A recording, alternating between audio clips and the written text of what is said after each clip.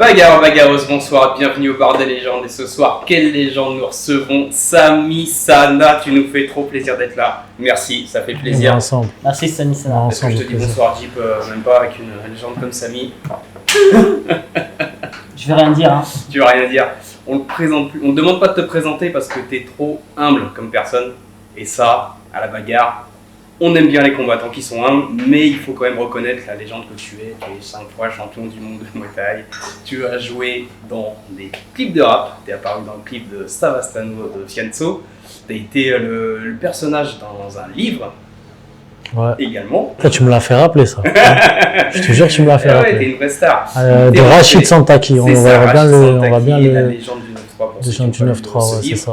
Et pendant toute l'histoire, tu es dans le fil rouge de l'histoire de ce livre. Et tu es rentré dans la légende lors de ce combat revanche contre Yotsen Kai. 7 ans après, tu es revenu et tu t'es vengé de la meilleure des façons. Tu as gagné ce combat contre la légende dans un tournoi en plus. Ouais, de ouf. Sami, on te trouve ça ce soir, c'est un honneur et un plaisir. Plaisir partagé. Et ma première question pour la bagarre, c'est si tu n'avais pas été boxeur, qu'est-ce que tu aurais fait dans la vie?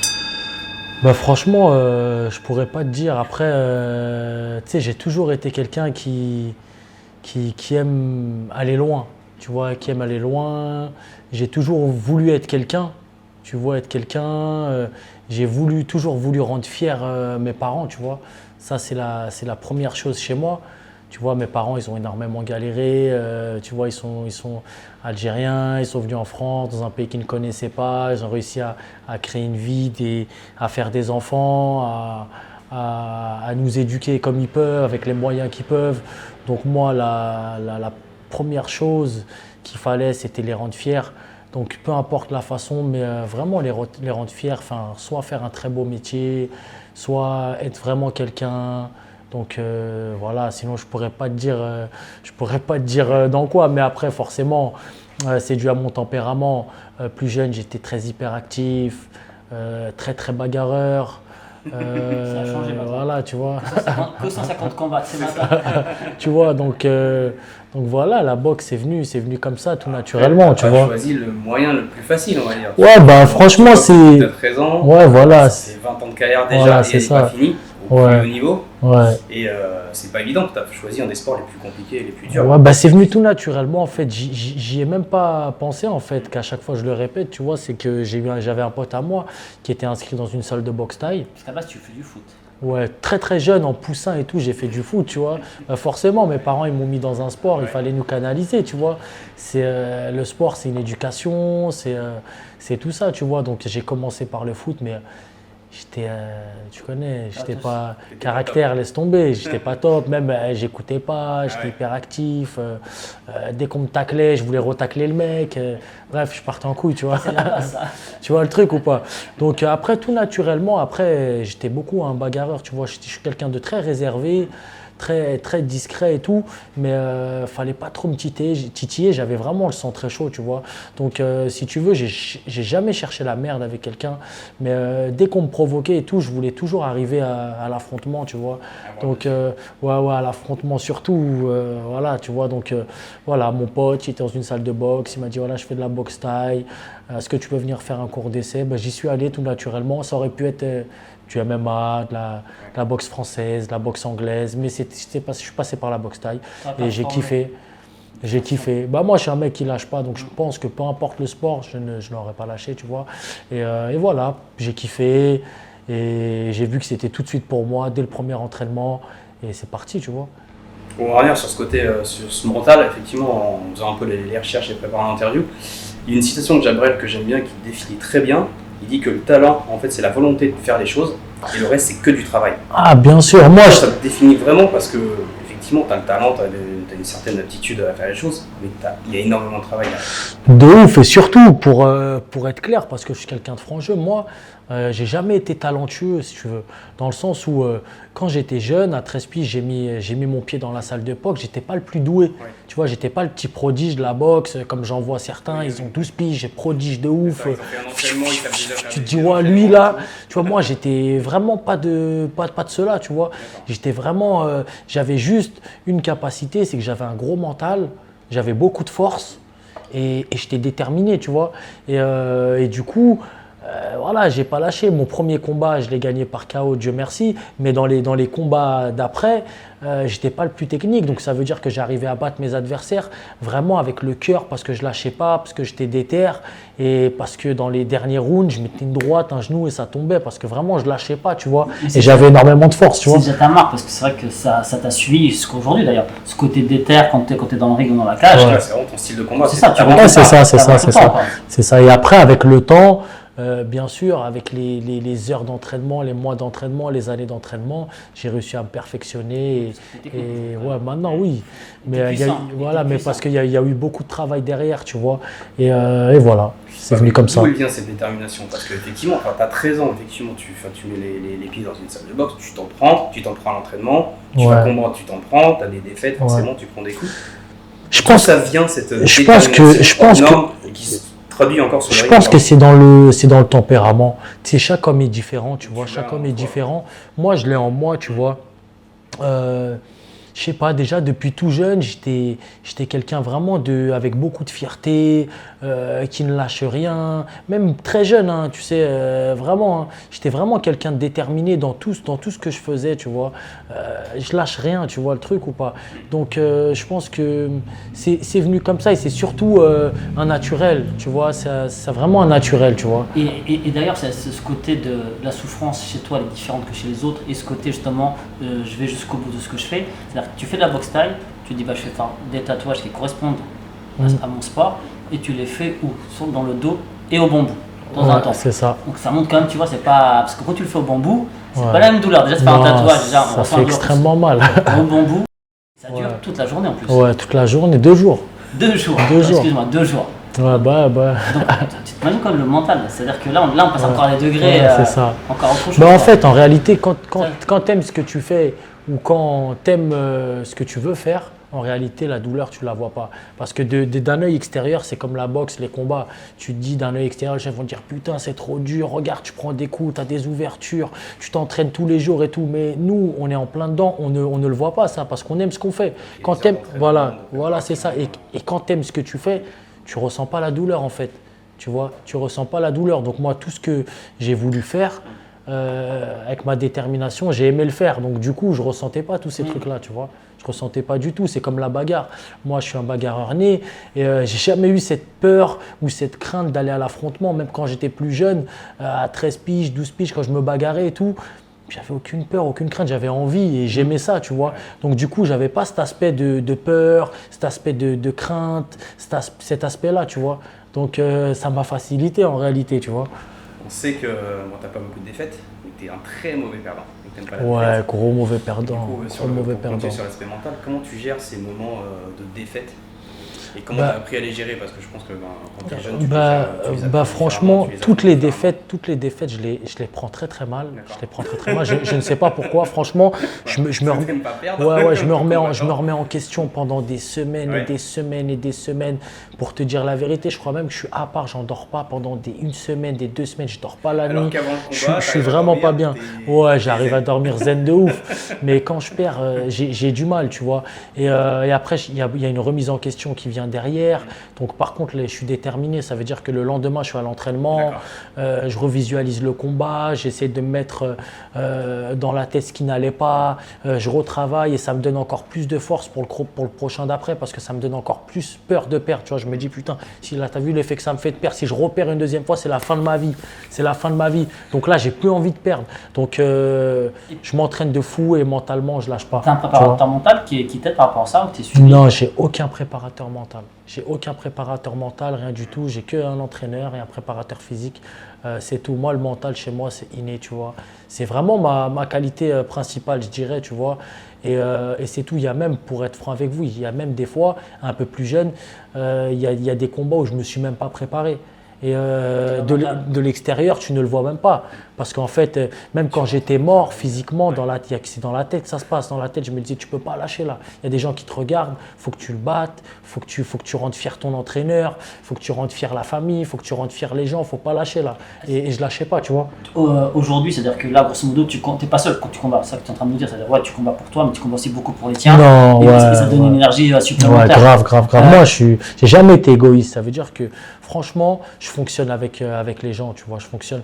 Franchement, plus j'ai de personnes autour de moi, plus je vais mieux boxer. Surtout, moi, je suis un boxeur qui est très fort quand on me voit perdant. Ça veut dire que à chaque fois qu'on me dit, mais là, c'est là où je suis le plus fort en réalité. C'est là, tout le monde te le dira. Tous les combats où on me voyait perdant, c'est là où j'ai fait des dégâts de ouf, tu vois.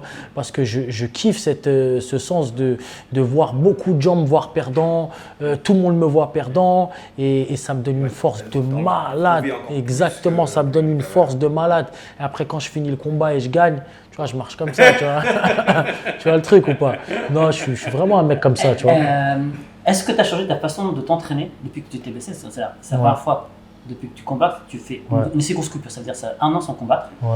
Est-ce que tu t'as changé? Est-ce qu'il y a des choses nouvelles que tu as mis en place pour justement ne pas perdre cette agressivité, pour ne pas, en plus tu n'as pas de répondant en face? Est-ce que tu as mis en place des nouveaux tips par rapport à ça? Si tu veux, là pour l'instant, je fais que du sac, du PAO et tout. Je me donne vraiment à fond avec le sump sur les PAO. Tu me verrais au PAO, même toi tu flipperais, tu vas te dire wesh, laisse tomber, on dirait les PAO, c'est 5 mecs.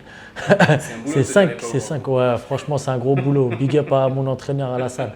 Et big up à tous ceux qui tiennent les PAO, c'est un gros métier. Hein. Et c'est pas donné à tout le monde. Tu as des gens, ils sont pas doués du tout pour tenir les PAO. Et franchement, c'est un faut des qualités aussi, tu vois. Et non, j'ai pas changé. Juste vraiment là, je suis blessé. Mais après, là, c'est sûr que je vais changer maintenant actuellement. Parce qu'avant, mes principaux entraînements, c'était du sparring. Moi, je suis un mec du sparring. Je fais pas beaucoup de sacs de base. Je fais les PAO parce que c'est obligatoire, mais sinon la majorité de mes entraînements, c'est que de la confrontation, c'est que du sparring. Dans l'entraînement, je te fais des 50 rounds de sparring, des 40 rounds de sparring, parce que déjà, c'est ce qui se rapproche le plus du combat. Et en plus, c'est ce qui te procure le plus d'adrénaline. Je suis un mec de l'adré. Et en plus, c'est les sensations, c'est les mêmes que le combat. Donc forcément, si tu fais beaucoup de sparring, tu arrives en combat, tu seras plus à l'aise. Tu peux faire 1 mois et demi, 2 mois de PAO, tu arrives le jour du combat, tu n'as pas fait de sparring, tu es perdu. Parce qu'en face, il y a du répondant, il y a des coups qui arrivent. Donc ça, il y a beaucoup d'erreurs. Je vois beaucoup de boxeurs qui font ça. Ils privilégient le sac, les PAO, pas beaucoup de sparring. C'est une grosse erreur. Parce que si tu veux performer et gagner, il faut se rapprocher. Ce qui se rapproche le plus du combat, ce qui se rapproche le plus de la vérité, ça va être le sparring. Donc moi, mes entraînements, franchement, la majorité, c'est que du sparring avec beaucoup de physique et des PAO. Des PAO, j'en fais pas beaucoup. Je fais 5 rounds. Avec des thématiques, quand tu fais du sparring, tu mets des thématiques en place par rapport à… Bien sûr, je vais te faire 10 rounds normales, après je vais te faire 10 rounds en défense, 10 rounds que les points, 10 rounds les jambes avec les saisies. Je varie en fonction de l'adversaire surtout, tu vois. Vraiment en fonction de l'adversaire, tu vois. Est-ce que tu vas jusqu'au point vu qu'on sait comment tu boxes, toujours en train de mettre la pression, toujours en train d'avancer, mais est-ce que tu te mets de temps en temps en situation défensive? Non, c'est très rare. J'essaie d'éviter ça, tu vois, parce que pour moi, se mettre en situation défensive, c'est une situation de faiblesse, tu vois. Et déjà, en boxe taille, pour gagner un combat, c'est celui-là qui avance le plus et c'est les coups portés avec puissance. Donc du coup, si tu recules et tes coups ne sont pas puissants, tu perds. À part, tu as des phénomènes, des boxeurs qui savent très bien boxer en reculant. En reculant, on compte. Ça, c'est un style, mais chacun son style et il faut bien le faire. Il faut bien le faire, tu vois. Donc moi, je ne suis pas de cela. Moi, je suis quelqu'un qui… Tu n'as jamais appris comme ça. J'ai jamais appris comme ça, voilà, exactement. Donc moi, je suis vraiment quelqu'un qui boxe vraiment à mi-distance, je fais un énorme travail de cadrage. Cadrage, pour moi, c'est 90% du combat. À l'entraînement, je travaille énormément le cadrage, le déplacement, énormément. C'est ce que je dis tout le temps quand je fais des séminaires, des masterclass et tout. C'est que je dis aux gens, un combat, ça se construit. Un combat, ça se construit et moi, mon combat, je le construis avant. Donc, ça veut dire que moi, ça passe déjà par le déplacement, le fait de suivre mon adversaire comme un félin, de quand il se décale, lui casser la route, lui barrer la route à chaque fois et lui mettre une pression, c'est une pression psychologique. Hein, et c'est une pression, et ça use physiquement, tu vois, de se manger la pression, ça use physiquement. Et moi, c'est une de mes méthodes pour gagner, tu vois. Et derrière ça, exactement où tu veux qu'il soit. voilà, exactement. Et c'est ce que je disais, tu es très bon parce que c'est ce que je disais dans mes séminaires, c'est que je disais à chaque fois je pousse, tu le vois pas forcément dans les vidéos et tout parce que c'est très, très technique, c'est très subtil, mais des fois je crée énormément d'erreurs, enfin je fais semblant de créer une erreur voilà, par exemple je vais me mettre face à lui, je vais me décaler un peu sur le côté pour l'obliger à partir par là et pour lui envoyer ma droite derrière. Tu vois, ça c'est des petites erreurs des petits déplacements que je fais pour créer l'erreur à mon adversaire. Et ça je le fais beaucoup. Voilà, et ça, je le fais énormément. À Yod, je vais créer des erreurs de fou comme ça. Tu vois, ouais, j'ai kiffé. J'ai kiffé, ouais, je l'ai bien bossé. Ouais, de ouf. On va avancer un petit peu sur la carrière. On t'aime pas perdre, et pourtant, c'est contradictoire parce que tu te lances quand même des défis. T'as pas fait que de la boxe taille, tu bosses aussi en K1. Ouais. Et on sait que pour la suite, tu regardes un peu ailleurs. Ouais, bien sûr. Bon, en fait, si tu veux, déjà, ma transition au kickboxing, déjà, si tu veux, de base, moi, je suis pas un mec du kick, dans le sens où c'est pas, mais le kickboxing, c'est pas du tout dans mes points forts. Tu vois, le kickboxing, il faut du débit, il faut bouger, il n'y a pas de saisie, il n'y a pas de clinch, il n'y a pas de coude. Donc moi, en réalité, c'était pas du tout. C'était voilà, les saisies. Et le débit, moi, à la base des bases, je travaille sur un coup, deux coups, trois coups forts. Tu vois, je suis pas du tout dans le débit, donc ça me correspondait pas. Et si tu veux, durant de ma carrière, en boxe taille, il n'y a pas énormément d'argent. Donc j'ai eu des propositions en kickboxing où on m'a proposé des combats. En fait, si tu veux, j'ai boxé au Bellator en Italie pour un championnat du monde ISKA.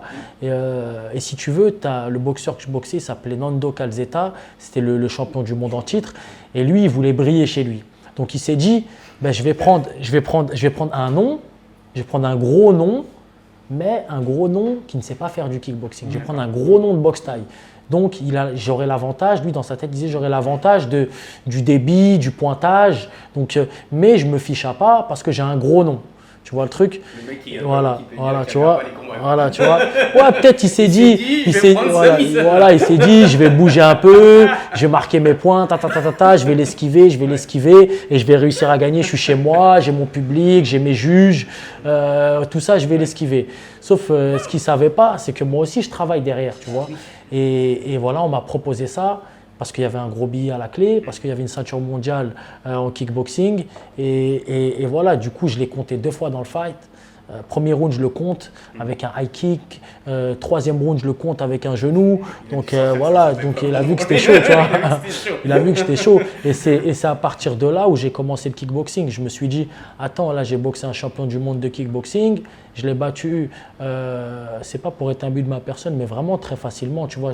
Tous les combats sont difficiles, vraiment, tu vois. Tous les combats sont difficiles. Il y en a des un peu moins que d'autres. Et celui-là, j'ai pas ressenti beaucoup de difficultés.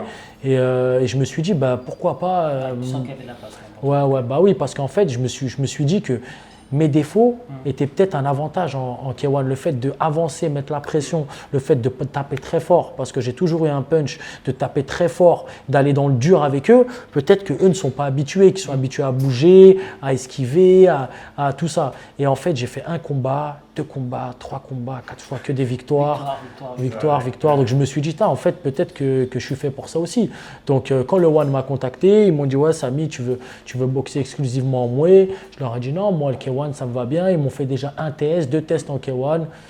Tout est bien passé, j'ai gagné, tu vois, validé, jusqu'à que j'ai fait le tournoi. Le tournoi, c'était en K1, c'était même pas dans ma discipline de prédilection, en réalité, tu vois.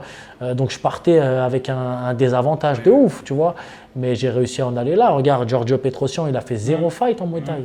Tu vois, il a 105 combats, 103 victoires. C'est exclusivement du kickboxing, tu vois. Donc, j'y suis arrivé à être dans le top 5 des meilleurs boxeurs de la planète en kickboxing. Alors que de base, je ne viens pas du kickboxing et que ce ne sont pas mes atouts. Donc, je suis très fier de tout ça et c'est une très belle transition, tu vois. Et ouais, voilà. Pas évident. Voilà. Et maintenant, franchement, je kiffe. Maintenant, je me sens, je dirais même, parce que j'ai plus l'habitude en K1, mais je me dirais je suis autant à l'aise en kick qu'en Muay Thai. Maintenant, ça y est, j'ai capté tous les vices du kick et le pointage. Maintenant, je sais tout. Mon combat, je le gère comme un combat de Muay, tu vois. Bon, là, grosso modo, tu es l'un des tout meilleurs au monde en pied-point. Est-ce que tu as 33 ans maintenant, la hype du moment, c'est le MMA. Ouais. En France, en tout cas, voilà. Même si ça reste pas le sport où on est mieux payé. Si on regarde par rapport à la boxe anglaise, on est encore en dessous. Est-ce que demain, Samy Sana, MMA, ça peut rimer? Franchement, c'est potentiellement possible à 95%.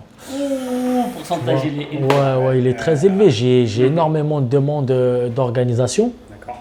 Française, étrangère? Française. J'ai énormément de demandes d'organisation On peut donner française. quelques noms? On peut donner quelques noms? Ouais, tu peux donner. Donc, tu me dis si je me trompe. Hein. Donc, grosse organisation française, Ares, Ares, très bien. Ares. MMAGP. Ouais, MMAGP, très bien. Il y en a encore d'autres? Bah là, pour l'instant, il y a ces deux leaders. Là, je pense que c'est les deux leaders du marché du MMA. L'Ares, ils font des très très belles choses aussi. Le MMA Grand Prix font des super choses aussi. C'est deux organisations qui se valent. Voilà, il y a déjà l'Ares on a un peu discuté avec Fernand. Okay. Donc voilà, on est en pourparlers. Je pense qu'il y a des chances, il y a beaucoup de chances que je boxe là-bas, tu vois. Mais là, tu es encore en contrat avec Loan. Est-ce que tu pourrais quand même aller combattre à Ares? Bah, c'est pour ça que quand je te dis le 95%, il vient de là. Tu vois, il y a 5% auquel c'est pas encore finalisé. J'ai le One qui me verrouille énormément parce qu'ils m'aiment bien et parce qu'ils ont beaucoup de projets pour moi. Ils ont compris, hein. Ouais, ils ont beaucoup de projets pour moi, donc ils me verrouillent énormément. Voilà, c'est pour ça que je dis 95%, tu vois, vraiment 95%, tu vois. Là, grosso modo, tu resteras dans ta catégorie de poids, là, de 70? Moi, ouais, toujours à 70 kg. Je m'y plais très bien. J'ai stabilisé mon poids. Ça veut dire que même hors combat, je suis à 73, 74 kg. Donc, je me sens très bien dans cette catégorie de poids-là. Et voilà, tu vois. Là que tu ailles à MMAGP ou à Ares, ce serait pour une ceinture. T'es Samy Sana, tu vas pas là pour... Ouais, c'est sûr. Après, moi, je pars du principe où, franchement, je suis nouveau en MMA, tu vois. J'ai une très grosse carrière en pied-point et tout, mais je suis quand même... le MMA, c'est pas mon sport. Il y a des personnes qui font du MMA depuis très longtemps, qui ont mis du temps à arriver où est-ce qu'ils en sont. Donc moi, en réalité, ça ne me dérangerait pas de franchir les étapes. Tu vois, ça ne me dérangerait pas, tu vois. Mais par contre, je suis quelqu'un qui n'est pas difficile du tout. Ça veut dire qu'on me mette une ceinture, qu'on me mette un boxeur qui a 15, 20, 30 combats en MMA. On me dit de le boxer pour mon premier fight, ça ne me dérange pas du tout, tu vois. Parce que tu as des règles en France, donc grosso modo, tu ne peux pas combattre quelqu'un qui a plus de 4 combats que toi, grosso modo. Ah ok, voilà, tant mieux pour moi. Tant mieux pour moi, je ne vais pas me faire exploser tout de suite. Non mais en réalité, moi ça ne me dérangerait pas, tu vois, de boxer un mec qui a 30, 35 combats. 150 combats, tu vois, on sait qu'au début, tu as combattu dans des pays d'Est, tu combattais beaucoup, ouais, voilà. Ouais, moi tout ne me dérange pas, franchement. Tu as pris des combats à la veille d'un fight. Le jour même du fight. Ouais, j'ai déjà pris un combat le jour même. Bah, il y a un combat où, d'ailleurs, il y a les articles sur Internet. C'était où? C'était dans le 80, à Persan. À Persan, il y avait un France-Belgique. Il y avait un France-Belgique, équipe de France contre équipe de Belgique. Et à la base, je suis allé pour accompagner un gars de mon club qui s'appelle Jan Janou. Je l'ai accompagné parce qu'il avait son combat, voilà, je l'ai accompagné et le jour du combat, à 1 heure de l'événement, j'étais dans les tribunes et il y a l'organisateur qui vient me voir. Qui me dit « Ouais, Samy, j'ai une grosse galère et tout. » Je dis « Ouais, qu'est-ce qu'il y a et tout ?» Il me dit « J'ai un boxeur, il vient pas, là, on n'arrive pas à le joindre et tout et c'est le combat principal du France-Belgique. Samy, je vais te demander un truc, s'il te plaît, est-ce que tu peux me rendre service, est-ce que tu peux boxer ?» Je lui ai dit, frérot, plaisir, mais j'ai pas mon short. Exactement, je dis, j'ai pas de protège-dents, j'ai pas mon short. Là, on est à Persan, j'habite sur Paris, c'est à 1h30. Ton combat, il est dans 1 heure. Bon, je lui ai dit quoi? Je dis, tu sais quoi, je vais trouver une solution, t'inquiète, vas-y, je fais le combat. Wow. Et c'était un combat à moins de 81 kilos. Wow. C'est-à-dire, le mec, c'était à 81 kilos. J'étais à 70 kilos, 72 kilos. Ouais. Tu vois, et je lui ai dit, mais le mec, il est lourd quand même. Il me dit, ouais, je sais. Je dis, bah, vas-y, c'est pas grave. J'ai pris le protège-dents de mon pote, qui, même pas à ma dentition, je l'ai pris, je l'ai mis comme ça. J'ai pris un short blanc, tout blanc, et je suis monté sur le ring. J'ai gagné KO deuxième round. KO deuxième round. Non, maintenant j'ai été. Ouais. Tu sais qu'à la bagarre, on a une rubrique pour ça s'appelle les bails, mais bon, tu nous as sorti un vrai bail. Ouais, voilà, tu vois. Et voilà, j'ai fait ça. Bah, de toute façon, il y en a plein, des histoires comme ça, frérot, j'en ai Après, ma trop, tu question, vois. c'était surtout pour en parler un peu d'argent, parce qu'effectivement, à la boxe, tu disais ça paye pas. Ouais, Passé au K1, ça ouais. paye un peu plus. Un peu plus. Ouais. Qu'est-ce qu'on t'appelle un peu plus? Tu arrives à en vivre depuis que tu fais de la boxe style, tu arrivé à vivre de la boxe style? Quand Bah, tu passé en K1, ça commence à être. Bah, en fait, si tu veux, en fait, pour faire ma carrière, si tu veux, moi, je suis un mec, j'ai fait ma carrière tout seul. Ça veut dire que j'ai jamais eu de manager, j'ai jamais eu de promoteur qui investisse sur moi. Ben, la preuve, tu verras, j'ai fait aucun championnat du monde à Paris, chez moi. La plupart des boxeurs, ils ont fait des championnats du monde chez eux. C'est plus facile. Moi, j'ai toujours fait mes championnats du monde à l'extérieur en tant que challenger. Ça veut dire en tant que mec qu'on vient pour donner à manger aux champions de la ville. Tu vois? Donc moi, j'ai tous mes championnats du monde, tous, je les ai faits à l'extérieur. J'ai une anecdote de fou. Si tu veux que je te la sorte maintenant, je te la sors. Tout à l'heure. Voilà, j'ai une anecdote de fou. Donc voilà, je les ai tous pris à l'extérieur. J'ai envoyé des messages sur Facebook aux promoteurs, moi-même, en disant, parce que je n'avais pas de combat. Est-ce que tu ne regrettes pas justement ça, cette période où si tu avais eu un promoteur en fait, de toi? En fait, je ne regrette pas. Parce qu'en fait, c'est ce qui m'a fait. C'est ce qui m'a fait et c'est ce que tous les gens dans la boxe, les personnes me connaissent comme ça. Parce que je pense que si j'aurais eu un promoteur, que ça aurait été trop facile, toute une équipe derrière moi, tous les médias derrière moi, j'aurais pas eu la hype, l'engouement qu'il y a maintenant pour moi, tu vois. Donc je me suis vraiment fait tout seul. J'envoyais des messages aux promoteurs.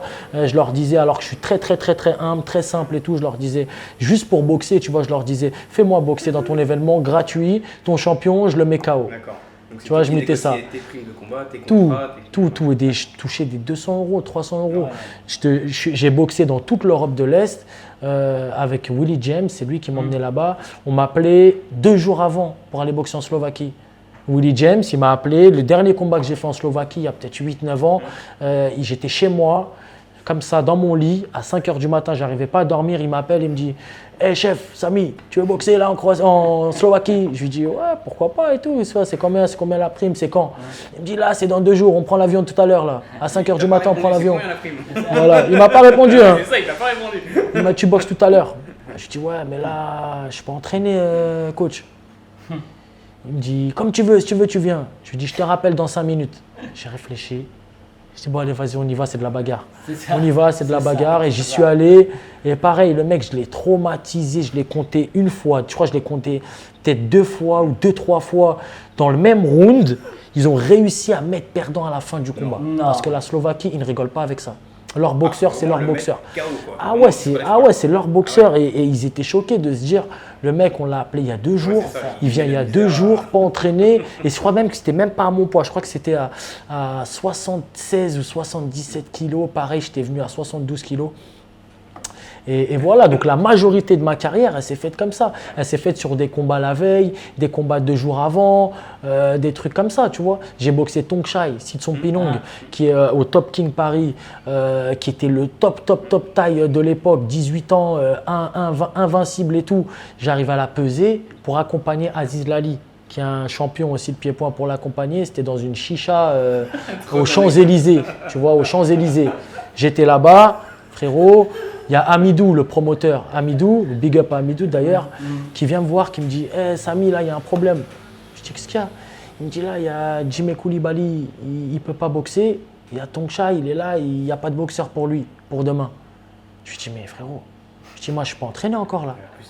Il me dit bon, voilà, il me dit bon, je te donne 2000 €. Pour 2000 € c'était beaucoup. Je dis ah ouais, 2000 €, je réfléchis. Je dis il est à combien en poids?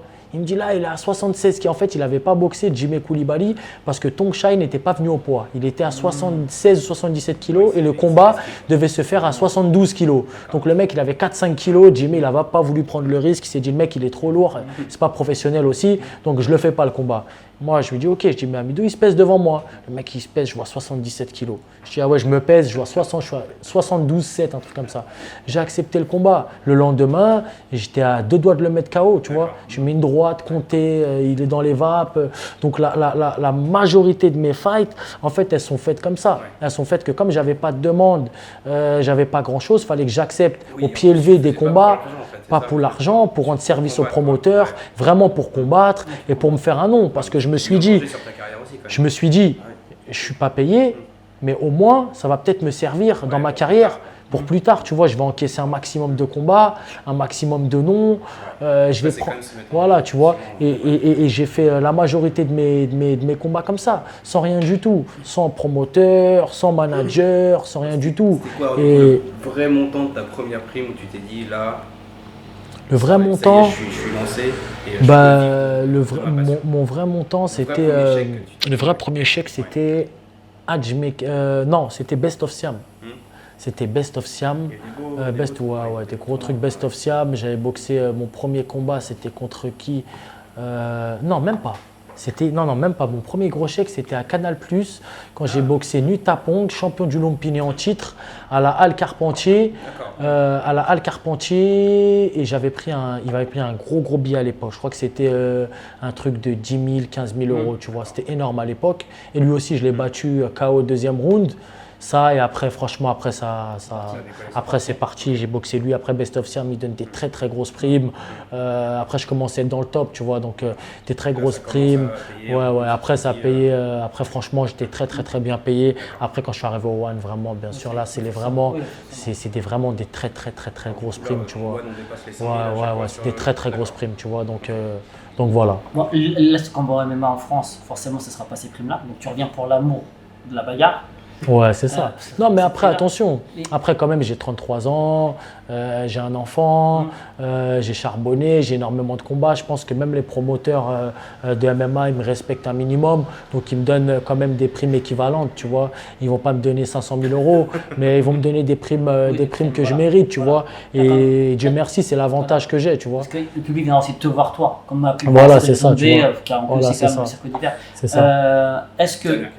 Voilà, c'est ça. Concernant le MMA, là, tu prenais entre guillemets n'importe qui. Pour le MMA, tu ne pourras pas faire ça. Parce que si on te met un lutteur spécifique, tu vois, un grappleur, alors toi, tu ne viens pas de ce milieu-là. Moi, ça ne me dérange pas, moi. Moi, je parlais avec Fernand. Tu ne construis pas ta carrière moi, par rapport à ça? Non, moi, je ne suis pas dans la construction de carrière, moi. Moi, je ne suis pas du tout dans la construction de carrière. Tu as vu, moi, ce que j'ai dit à Fernand, ce que j'ai dit à Eric Conaco, les deux, j'ai parlé avec eux. Je leur ai dit quoi? La première chose, tu pourras leur demander, hein, de toute façon. Fernand, je lui ai dit quoi? Je lui ai dit, Fernand, il y a une chose que je ne veux pas, moi, c'est qu'on me construise quelque chose. Ouais. Je lui ai dit, moi, n'importe quel adversaire. Celui-là qui te plaît, tu me le mets. 10, 15, 20, 30 combats, moi, ça ne me dérange pas. J'ai pas envie de me mettre un mec, il a premier combat en MMA comme moi, ou le deuxième un mec, il a 2 combats en MMA, 2 défaites par KO. C'est ce qui m'arrive. Mais moi, ça me stimule pas. Oui, mais ça me stimule pas, ça me donne pas envie de boxer. Mais par exemple, un Karim Gadji, tu vois, qui aurait déjà entre guillemets une sorte de voilà, et qui viendrait aussi au MMA. Ouais, je voudrais même quelqu'un plus, tu vois. Vraiment un challenge. Moi, je marche au challenge, tu vois. Tu sais, moi, je suis quelqu'un il faut me stimuler. Pour que je fasse un beau combat, il me faut quelqu'un de fort. Laisse-moi une dernière question. Il me faut quelqu'un de fort. Si je te dis que Doumbé, il part pas à l'UFC, il reste en France. Ouais. Est-ce que ça pourrait être challengé? Même s'il est plus. Doumbé, c'est pas ma catégorie de poids. Oh, je sais. C'est pas ma catégorie de poids. C'est un mec que je connais très bien depuis ses débuts, tu vois. C'est un ami. Lui, je le mets même pas dans le truc. Il y a énormément de boxeurs au monde pour me focaliser sur lui, tu vois. Ouais, j'espère qu'il fasse bien sa route. Inch'Allah, comme on dit chez moi, qu'il finisse à l'UFC, qu'il fasse son petit trou et qu'il réussisse, tu vois. Comme toi. Ouais. Tout ce qu'on te souhaite aussi. Ouais, merci, j'espère. J'espère aussi. En tout cas, je m'en donnerai les moyens, tu vois. Comme d'habitude, le travail. Ouais, voilà, exactement, le travail, le mental. Ouais, vas-y, on est là pour ça. On est là pour ça. Pendant que tu signes un t-shirt, je vais faire les adieux. Hop. Il va dédicacer ce t-shirt. Vous, les bagarreurs, les bagarreuses qui avaient suivi et qui avaient kiffé cette interview comme nous, n'hésitez pas à lâcher un commentaire. Bien sûr, vous aimez la vidéo. Et vous dites en commentaire le combat de Samy que vous avez préféré. Et le tirage au sort se fera courant août. Merci à tous. Merci Jeep et un grand merci à Samy. Merci Samy. Au plaisir les gars. Vous êtes bons, on est ensemble. Avec grand plaisir. Merci. Grand plaisir. À bientôt. À la bagarre.